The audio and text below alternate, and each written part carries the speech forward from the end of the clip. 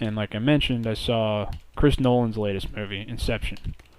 And Justin, you didn't get to see it because you are traitorous to the world of cinema, right? Yeah, I guess that's what they tell me. Well, I mean, you can't. You just make up reasons not to go see it. Like I do not make up I was reasons. helping my girlfriend, and it's like, okay, Yeah.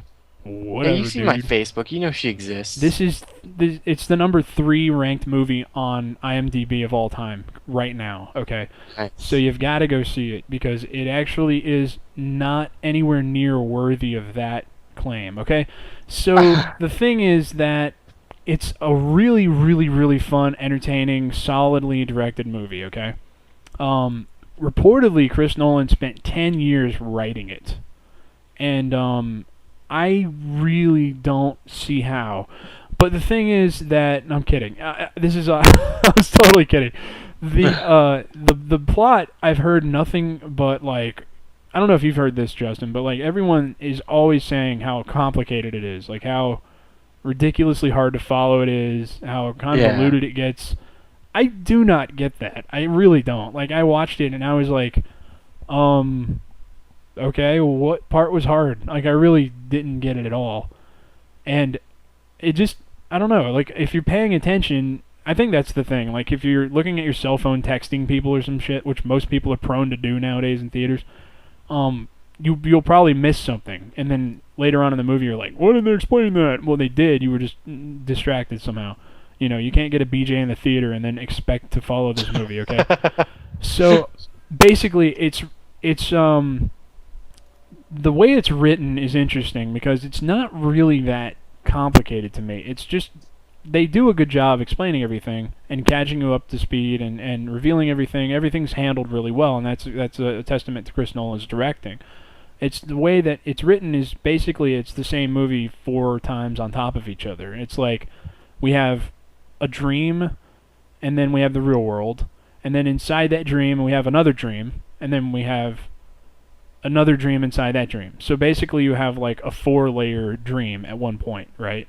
And Uh-huh. and the way he juggles the storyline back and forth because certain characters are awake in certain levels of the dreams, whereas others are put under again while inside the dream, and that puts them into like a deeper dream. Okay, so basically, there's like 4 different tiers that's going on, and Chris Nolan has to bounce back and forth between these 4 tiers, and it sounds complicated, but I'm telling you, when you watch it, it's really not that hard to follow. It's just you have to pay attention. So, to all the people out there who are confused, you're just not paying attention enough, I guess, or you're just stupid or something. Nobody I knows thought you were what. gonna say like "fuck you." Well, who knows what they scored on their SATs, but they probably didn't even take them. They're so stupid. You know what I'm saying? Like, I know your what you're mama's so saying. fat that she eats Wendy's and thinks that, you know what I'm saying? So basically, just go in with, I don't know, chew gum or something. Whatever helps you think better, just do it. Because maybe you can, like, I don't know, hold your nose and then blow out really hard, and then your face will turn red, and then you'll be able to think a lot better because your brain will Wait, be wait a cleansed. minute. Exactly, and your Oh, brain I will be just almost gave cleansed myself of an aneurysm. everything. That's also a goal of mine. Is anyone that can't handle the movie will have an aneurysm instead, and I won't have to hear from them. Yeah. So, They'll call it like the sequel, like Insanerism.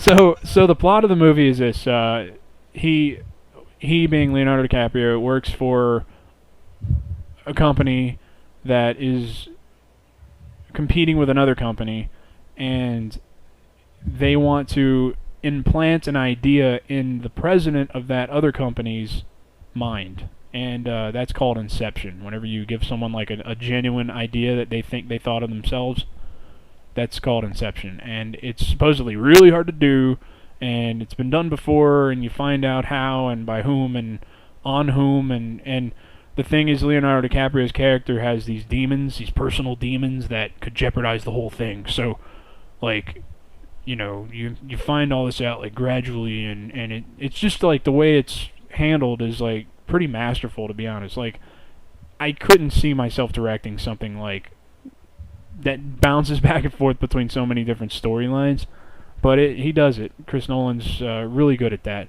The only thing I had a problem with at all in the movie is that, and I don't think anyone else has had a problem with this. And Justin, if you watch it, you probably won't either. It's just something that I feel like the topic of the movie. Like, have you seen Eternal Sunshine of the Spotless Mind? Yeah. Okay, it's similar to that, like in the concept stage. Like, it had a chance to be like a really, really, really amazing sort of artsy movie, right?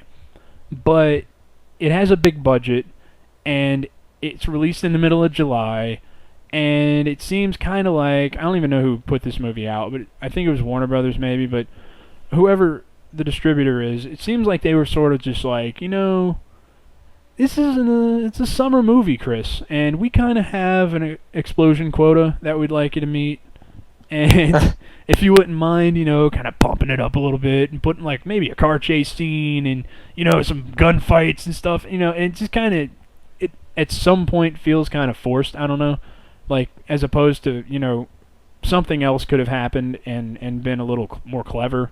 And there's one scene in this movie, one fight scene in particular, it was really, really exciting to watch, and it was really cool.